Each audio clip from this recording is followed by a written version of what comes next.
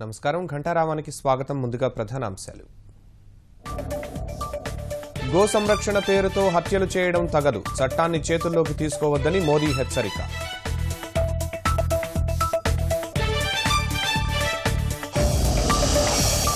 రాష్ట్రపతి ఎన్నికల్లో 90 నామినేషన్ల తిరస్కరణ కోవింద్ మీరా కుమార్ పత్రాలకు ఈసీ ఆమోదం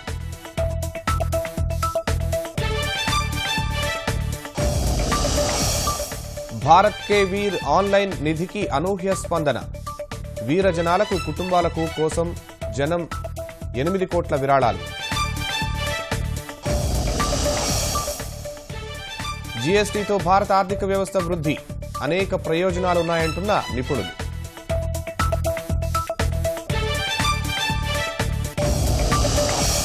సామర్లకోట రైల్వే ఓవర్ బ్రిడ్జిపై డివైడర్ను ఢీకొట్టిన లారీ పైనుంచి వేలాడుతుండగా క్రేన్ సహాయంతో తొలగింపు